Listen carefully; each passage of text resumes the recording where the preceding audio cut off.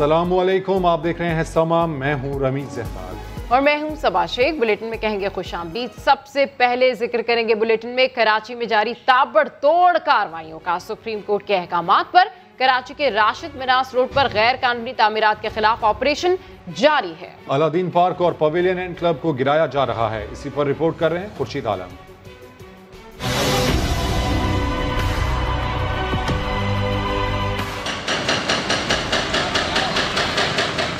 Aladdin park में 1999 से कायम मार्केट को गिराने का काम दूसरे रोज भी जारी रहा। इंसदाद तजावुजात अमले की टीमें हैवी मशीनरी के साथ ऑपरेशन में मसरूफ रहीं।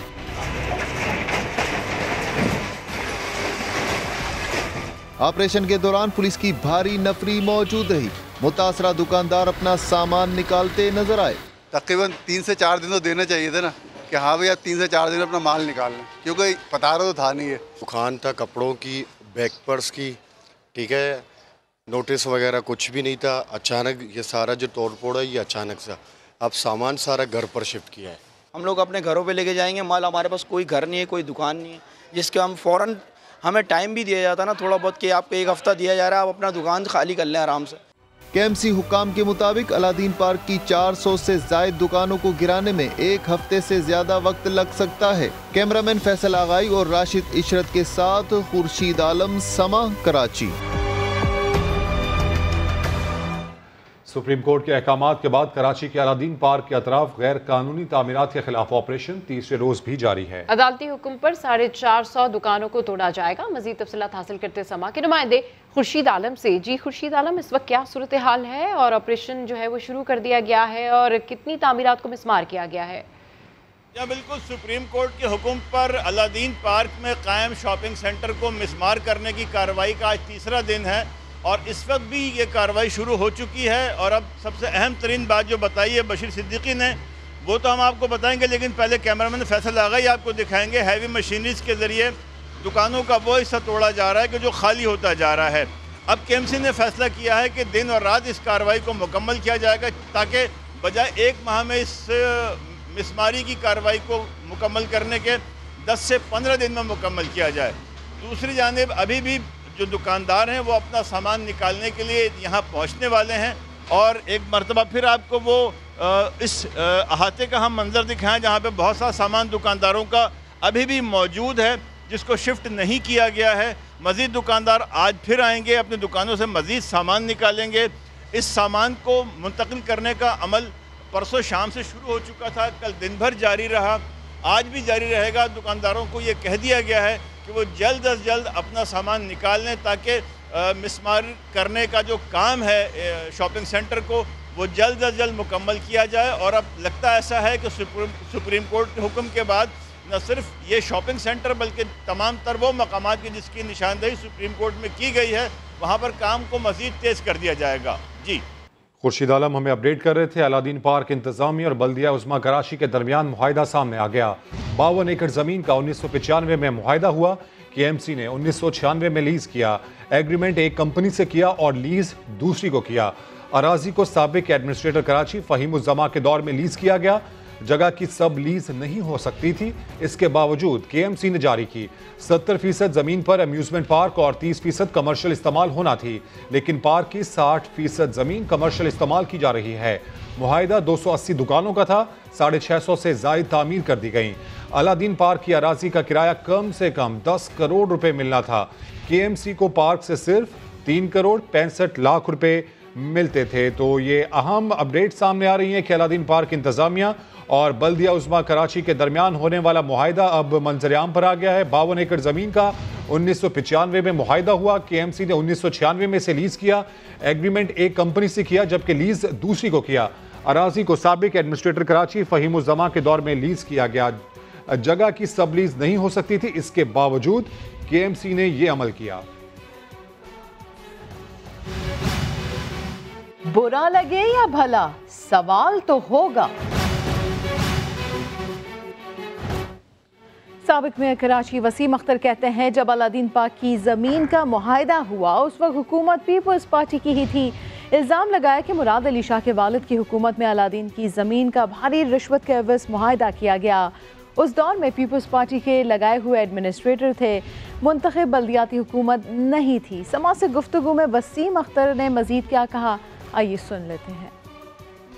मुझे सबको कुछ पता ही नहीं है, ये बड़ा टाइम चाहिए इनको कुछ सीखने में। जब ये बहुत छोटे थे, इनके वालिद चीफ मिनिस्टर थे सिंध के 95 में। उस वक्त के एडमिनिस्ट्रेटर पीपल्स पार्टी के लगाए हुए थे। पीपल्स पार्टी की गवर्नमेंट थी, इलेक्टेड गवर्नमेंट नहीं थी। तो इनके वालिद साहब के जमाने में ये एग्रीमेंट हुआ था और बड़ी भारी रिश्वत लेने के बाद हुआ था।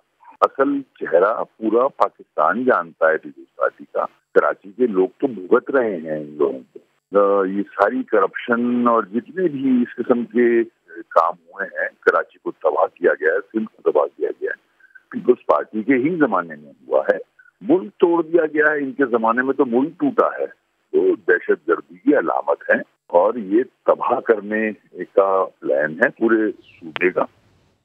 अलादीन पार्क इंतजामिया और KMC के दरमियान होने वाले मुआहदे को किसने छेड़ा, किसके दौर में धड़ाधड़ दुकानें बनना शुरू हुई। साबिक एडमिनिस्ट्रेटर कराची फ़हीमुज़्ज़मा के समा पर तहलका खेज इंकशाफात, दावा किया कि फारूक सत्तार के दौर में मुआहदे में तब्दीलियाँ हुई। इसमें बड़े बड़े लोग शामिल हैं, लेकिन यहाँ हमेशा कमज़ोर की गर्दन पकड़ी जाती है।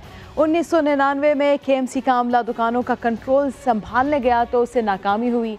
वजह क्या थी, फ़हीमुज़्ज़मा ने भी ये भी बता दिया।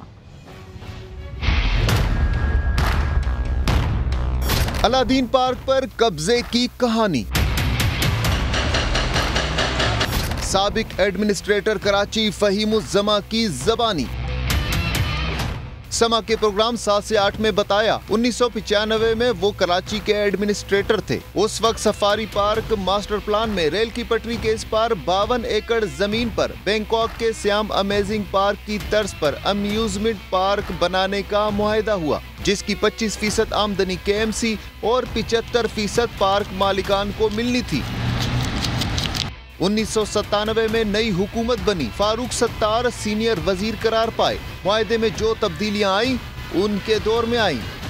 नाम लेके कहा फारूक सत्तार सीनियर मिनिस्टर थे, उन्होंने रिवाइज करवाया। अगर मुझे सुप्रीम कोर्ट बुलाए तो मैं कहूँ इसकी तो तहकीक करो और इसको तहकीक किसी इदारे से कराने की जरूरत नहीं है, रजिस्ट्रार को बिठाओ, उससे कहो जरा फाइलें दिखाओ।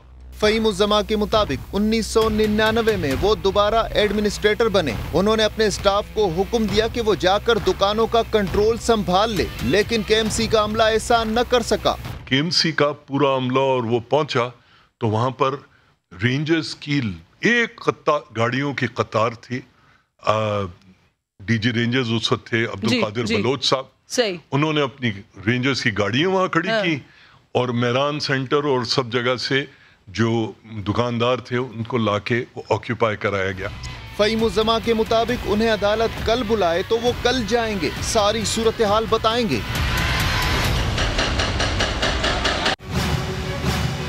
बुलेटिन में आगे दिखाएंगे पुराने रवैये, नए हथियार। वज़ीर आला सिंध पीपल्स पार्टी की तरक्की तो गिन पाते हैं, लेकिन एक मंसूबा ऐसा है जो वज़ीर आला सिंध की चिढ़ बन चुका है। जहां सवाल होता है, मुराद अली शाह गुस्से में आ जाते हैं। जिस मंसूबे के लिए बजट में रकम रखी, काबीना ने मंजूरी दी, उसे भूल भी जाते हैं।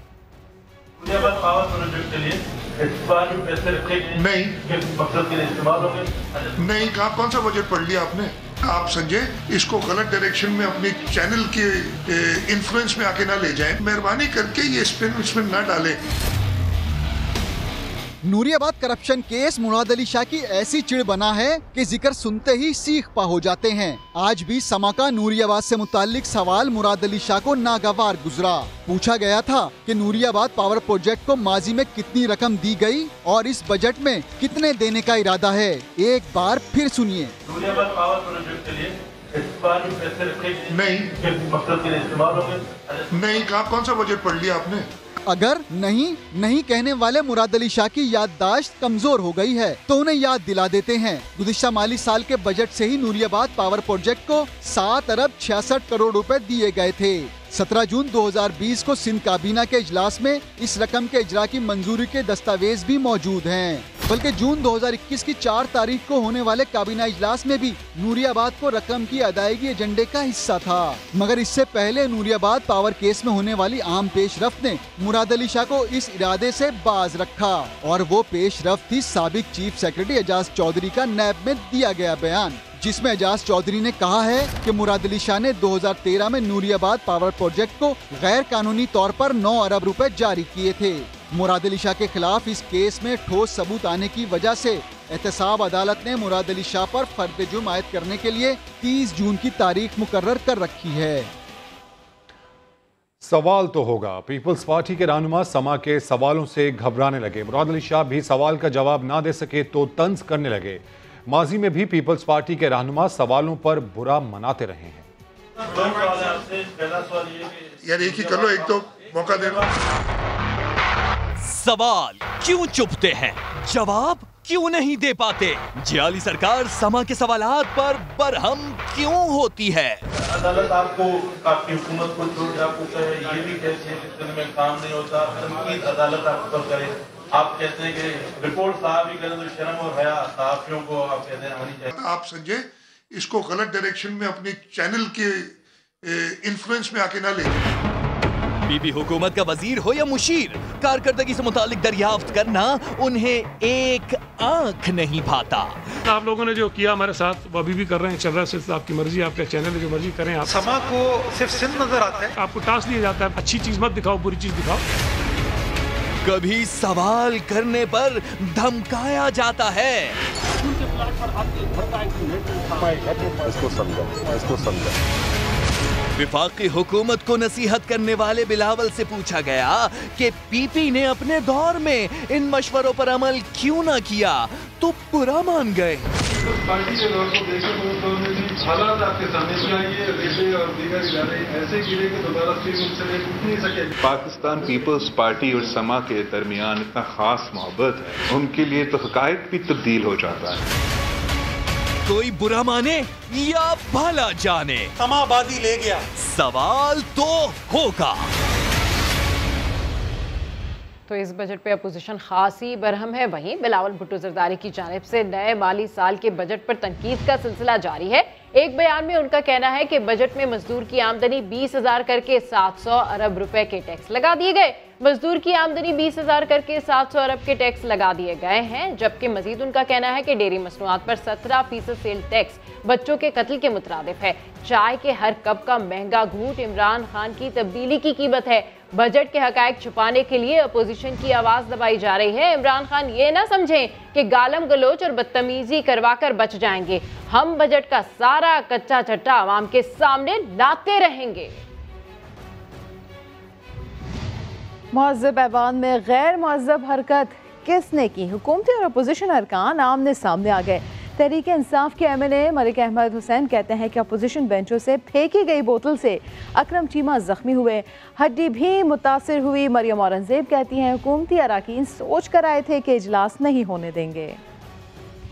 ये किसने फेंका भाई? ये किसने मारा है? जिसने मारा है उसको हाउस से निकालो। ये किसने मारा है? कौमी असेंबली में दूसरे दिन भी हंगामा आई। कल कागजी गोलाबारी की गई तो आज सैनिटाइजर की बोतल को हथियार बनाया गया। ये सैनिटाइजर की बोतल फुल स्पीड में मारी गई है, मेरे साथ से गुजरी है, मेरे कान से ऐसे शू करके गुजरी है। हुकूमती अरकान के मुताबिक ओपोजिशन बेंचों से फेंकी गई बोतल से अकरम चीमा जख्मी हुए। अकरम चीमा साहब को जिस जोर से लगी है उनकी कोई हड्डी भी ना फ्रैक्चर हो गई हो, आंख के नीचे वाली, और वहाँ पे गिल्टी सी बन गई थी। नून लीगी रुकन मरियम औरंगजेब ने हुकूमती अरकान पर हमले का इल्जाम लगा दिया। पहले बोतल आई, फिर बोतल आई, उसके और हमारे जाते ही शहबाज शरीफ साहब ने अपनी तकरीर शुरू की और वहाँ से गालियाँ शुरू की। इस नीयत से आते हैं कि इजलास नहीं चलेगा, इस नीयत से आते हैं कि ऑपोजिशन लीडर बात नहीं करेगा। प्रोग्राम 7 से 8 में PTI रहनुमा जरताज गुल ने कहा हंगामा आराई ओपोजिशन ने शुरू की। जब हम सुन रहे हैं तो फिर PMLN वाले खुद क्यों अपने अपोजिशन लीडर शहबाज शरीफ की तकरीर के दौरान हुलड़बाजी करते हैं, हाथापाई करते हैं, लोगों को बोतलें मारते हैं सैनिटाइजर की? ये उनको सोचना चाहिए। क्यों नहीं चाहते कि शहबाज शरीफ का बयान जाना चाहिए? गुज़िश्ता रोज जिन्होंने किताबों से हमले किए उनके चेहरे तो वाज़े हैं। सैनिटाइजर फेंकने वाला कौन था, उसे ढूंढ निकालना स्पीकर के लिए नया चैलेंज बन गया है। कौमी असम्बली के हंगामे पर इजहार अफसोस करने वाले अरकान बाज न आए। मंगल को बजट की किताबें और कल सैनिटाइजर की बोतलें चल गईं। कौमी असम्बली इजलास शुरू होते ही शोर शुरू हो गया। बोतल फेंकी गई तो स्पीकर असद कैसर गुस्से में आ गए। पहले पूछते रहे किसने फेंका, किसी ने जिम्मेदारी कबूल ना की। ऐवान के रखवाले ने इजलास आज तक मुलतवी कर दिया।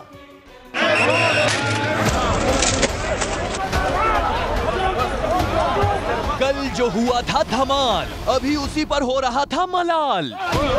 14 और 15 जून को हाउस में जो कुछ हुआ है बहुत अफसोसनाक है कि आज स्पीकर को आ गया जलाल।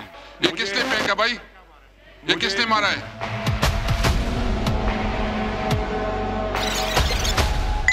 कुछ देर पहले स्पीकर तहकीकात का बताकर चेहरे पर मुस्कुराहट लाकर हुकूमती रुकन अताउल्लाह को शोर शराबे पर चुप करा रहे थे।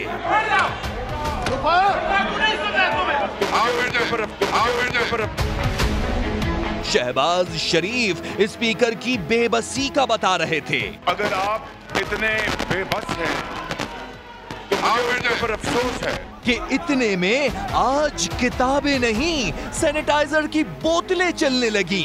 जिसने मारा है इसको हाउस से निकालो। ये किसने मारा है? नोट कर लो जिसने मारा है इसको। स्पीकर का माइक हो गया था खराब। शहबाज शरीफ को मुखातिब करके कहा, ये गलत हरकत है जनाब। मियां साहब इस तरह नहीं होता, इस तरह नहीं होता। देखिए ये भी कोई तरीका नहीं है कि उसने गलत चीज फेंकी है, इसके खिलाफ मैं एक्शन लूंगा। जिसने कहा है इसको मैं बैन करता हूँ। चेक कर ले किसने मारा है। सूरत हाल ऐसी बन गई, सार्जेंट एट आर्म्स को दरमियान में कतार लगाना पड़ गई। स्पीकर ने भी फिर हाउस न चलाया। सैनिटाइजर लगने से एक रुकन के जख्मी होने का बताया। जो यहाँ से बोतल फेंका गया और इस पे एक मुअज़्ज़ज़ रुकन जख्मी हुआ है। इजलास जुमेरात दिन 12 बजे तक मुलतवी कर दिया। ऐसा करोगे तो असेंबली नहीं आओगे। हंगामा आराई पर 7 अरकान के लिए ऐवान के दरवाजे बंद हो गए। स्पीकर ने अगले हुक्म तक पाबंदी लगा दी। हुकूमत के 3 और अपोजिशन के 4 अरकान शामिल हैं। उस्मान खान रिपोर्ट करेंगे।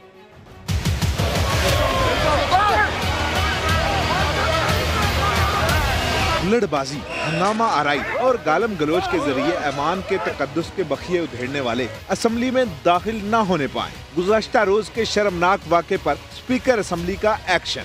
बदतमीजी और बदतहजीबी के मुर्तकिब 7 अरकान का ऐवान में दाखिला बंद कर दिया। पाबंदी का सामना करने वालों में PTI के अली नवाज अवान, अब्दुल मजीद खान और फहीम खान शामिल। नून लीग के शेख रोहेल असगर, अली गोहर खान, चौधरी हामिद हमीद और आगा रफीउल्लाह पर भी असेंबली के दरवाजे ता हुक्म सानी बंद। लीगी रुकन अली गोहर को सार्जेंट एट आर्म्स ने दाखिली दरवाजे पर रोका तो उन्होंने स्पीकर की गैर जानिबदारी पर सवाल उठा दिया। बहुत सारे लोग हैं, वो तो उनके नाम ही कोई नहीं। जितने लोग थे सबके लिखे बायस लिस्ट नहीं चलेगी। अगर वो सही लोगों के नाम नहीं डालेंगे तो फिर हम हाउस के अंदर इजलास में जाएंगे। ये मैं बहुत आप उनको कन्वे कर दें। मुत्तहिदा अपोजिशन ने अरकान पर पाबंदी का फैसला मुस्तरद कर दिया। अपोजिशन रहनुमाओं का कहना था कि स्पीकर ऐवान के हर रुकन का मुहाफिज और निगहबान होता है। असद कैसर ये फर्ज निभाने में नाकाम रहे। कौमी असेंबली में जो तूफान बदतमीजी बपा हुआ, गालियां बकी गई। नून लीग के रोहेल असगर से सवाल हुआ तो कहने लगे ये तो पंजाब का कल्चर है। मुआवने खुसूसी शहबाज गिल का रद्द-ए-अमल भी सामने आया। बोले पंजाब का कल्चर मोहब्बत और इज्जत का है, माओ बहनों को गालियां देने का नहीं। आपका एहतराम और शुस्ता जुबान महज़्ज़ब सकाफत की पहचान है और कौमी नुमाइंदों का ऐवान मुक़द्दस मुकाम समझा जाता है, मगर हमारे यहाँ मुक़द्दस ऐवान अखाड़ा बन गया। बजट की किताब हथियार और जबानों से तड़ातड़ गालियाँ निकली। नून लीग के रहनुमा रोहेल असगर से पूछा गया, साहब ये क्या है? कहने लगे आपकी फैमिलीज ने भी, सबकी फैमिलीज ने देखा है कि गालियां देना अच्छा पंजाब का कल्चर। फिर कहने लगे गुस्से में हो जाता है। सर ये आपने गाली देने को पंजाब के कल्चर से जोड़ दिया कि यार होता है, गुस्से में आके बंदा कर जाता है। मुआविन खुसूसी शहबाज गिल ने रोहेल असगर पर तनकीद करते हुए कहा कि पंजाब का कल्चर माँ बहनों को इज्जत देने का कल्चर है। अपना सियासी कद बढ़ाने के लिए अपनी सियासी लड़ाई में उन माओ बहनों बेटियों का क्या कसूर है कि आप उनको गाली दे रहे हैं। शहबाज गिल ने रोहेल असगर को पंजाबी में पैगाम भी दिया। कुछ हया करो शेख रोहेल असगर साहब, पहले तो अपने टब्बर की इज्जत रोल रहे हो, हुण पूरे पंजाब की पग नूं दाग ला रहे हो, कुछ हया करो। उधर लाहौर में प्लाजा मालिक को कत्ल करके लाश प्लाजे की बेसमेंट में फेंक दी गई। नामालूम कातिल मकतूल की गाड़ी और मोबाइल फोन भी साथ ले गए। मजीद जान लेते समा के नुमाइंदे जहांगीर खान से। जहांगीर, इस वाक़े से मुताल्लिक क्या मौक़िफ़ है पुलिस का अब तक? जी, प्लाजा मालिक के कत्ल की वारदात लिटन रोड के इलाके में हुई है। 35 साला अवैस खालिद को उसी प्लाजे की बेसमेंट में कत्ल किया गया है जो इन्होंने कुछ अर्सा पहले खरीदा था और अब इसी प्लाजे को ये फरोख्त करना चाह रहे थे। मकतूल के वुसा का ये कहना है कि गुज़िश्ता रोज किसी ने कॉल करके अवैस को प्लाजे में बुलाया और ये कहा कि वो इस प्लाजे के बारे में डील करना चाहते हैं, जिसके बाद अवैस का नंबर बंद हो गया और उनका कुछ पता नहीं चला। जब इनके वुरसा ने तलाश शुरू की तो उस प्लाजे की बेसमेंट में एक दुकान का शटर उठाकर देखा जहां पर अवैस की लाश पड़ी थी और उनको फायरिंग करके कत्ल किया गया था। मकतूल 3 बच्चों के बाप थे और इनके बूढ़े वालिदैन इन्हीं की कफालत में इकबाल टाउन में इस घर में रिहाइश पजीर थे जिसके बाहर मैं खड़ा हूँ। मकतूल को कत्ल करने वाले जो मुल्जिमान हैं वो इस वारदात के बाद इनकी गाड़ी, 2 मोबाइल फ़ोन और एक चेक जो है वो अपने साथ ले गए हैं। पुलिस का कहना है कि देरीना दुश्मनी या लेन देन के तनाज़े समेत मुख्तलिफ पहलुओं पर कत्ल की इस वारदात के हवाले से तहकीकात की जा रही हैं। कराची के साबिक असिस्टेंट प्रोफेसर को खातून प्रोफेसर को हिरासत करने पर 10 साल कैद की सज़ा सुना दी गई। कराची डिस्ट्रिक्ट एंड सेशन जज शर्की ने प्रोफेसर फरहान कामरानी को खातून प्रोफेसर को हिरासत करने पर सज़ा सुनाई। साबिक असिस्टेंट प्रोफेसर को 10 साल कैद और 50,000 रुपये जुर्माने की सज़ा सुनाई गई। सहराए थर में बारिश का सिलसिला शुरू हो गया। रेगिस्तानी इलाके में बारिश के बायस गर्मी का जोर टूट गया। अपडेट्स हासिल कर लेते हैं समा के नुमाइंदे रफीक रहमान से। रफीक, क्या बताना है, महकमा मौसमियात का ऐसा मौसम कब तक जारी रहेगा? देखिए, सरपारकर जिले के मुख्तलिफ इलाकों में जैसा कि कलोई है, छेलार है और नौकोट है, वहाँ तेज हवा के साथ नॉर्मल बारिश हुई है और जब बारिश होने के बाद गर्मी का जोर टूट गया है और बिल्कुल सरपारकर में काली घटाएं चल रही है और बारिश कहीं बूंदाबांदी भी हो रही है। और महकमा मौसमियात की जानिब से यही कहा जाता है आज शाम से सरपारकर में मजीद 3 दिन तक बारिशों का सिलसिला जारी रहेगा। बारिशों के बाद अब आज के बारिश के बाद गर्मी का जोर यहाँ पर टूट गया। अपडेट्स के लिए शुक्रिया रफीक। और अभी आपको बताएं कि लियाकतपुर में हेड पंजन से निकलने वाली नहर में 100 फुट चौड़ा शिगाफ पड़ गया। सैकड़ों एकड़ ज़रई रकबा ज़ेरे आब आ गया। इंतजामिया के मुताबिक नहर में इजाफी पानी की वजह से चक 28 के करीब शिगाफ पड़ा।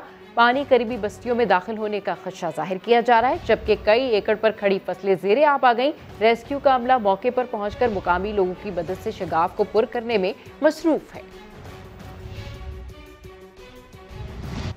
मुल्क भर में प्री मानसून बारिशें जारी हैं। महकमा मौसमियात ने रवां माह के आखिर से मानसून के आगाज की भी पेशगोई कर दी। शुमाली और बालाई इलाकों में मामूल से ज्यादा बारिशें मुतवक्के हैं। ज्यादा आबादी वाले शहरों के बासियों को मोहतात रहने की हिदायत कर दी गई है। आबिद अली की रिपोर्ट। प्री मॉनसून बारिशें तो शुरू हैं, मगर इस साल मॉनसून की बारिशें भी वक्त से पहले होंगी। मुल्क के मुख्तलिफ हिस्सों में सैकड़ों मिलीमीटर बारिशें होंगी तो कुछ हिस्सों में गर्मी भी शिद्दत की पड़ेगी। एक तरफ मुल्क के मैदानी इलाकों में गर्मी अपने जोबन पर होगी। इसी दौरान मुल्क के शिमाली और बालाई इलाकों में मॉनसून की बारिशें मामूल से ज्यादा बरसेंगी। पंजाब के नॉर्दर्न पार्ट्स, नॉर्दर्न बलूचिस्तान, इस तरह कश्मीर के मुख्तलिफ हिस्सों में जो है वो हम अबव नॉर्मल जो है, स्लाइटली अबव नॉर्मल जो रेनफॉल है मॉनसून की एक्सपेक्ट की जा सकती है। गुज़िश्ता चंद सालों में कुछ मुकामात पर मॉनसून की शिद्दत में तेजी आने लगी है।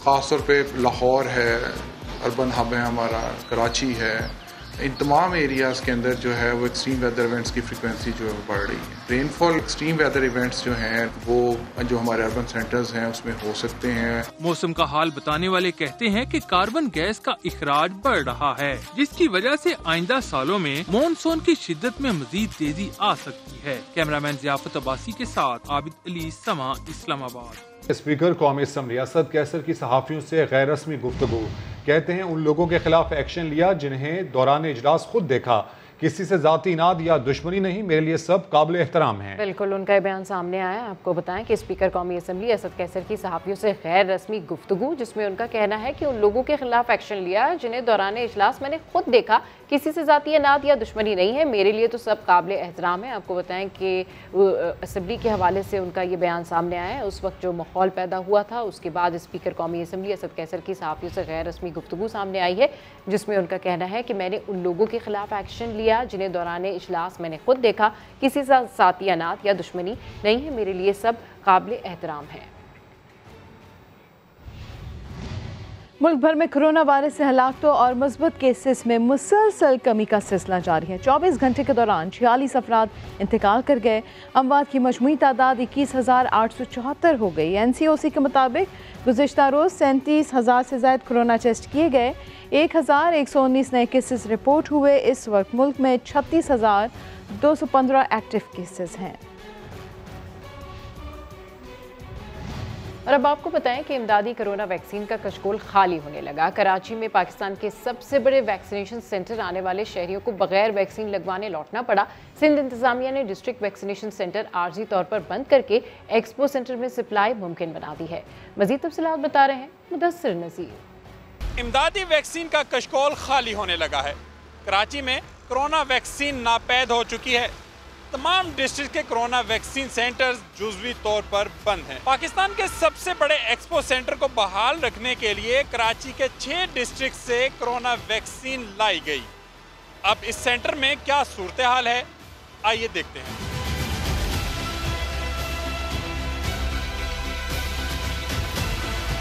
हम गए थे अपने सेंटर के ऊपर, वहाँ पर हमें जो है वो नहीं मिली जो इंजेक्शन है, मजबूरन हमें यहाँ पे आना पड़ा है।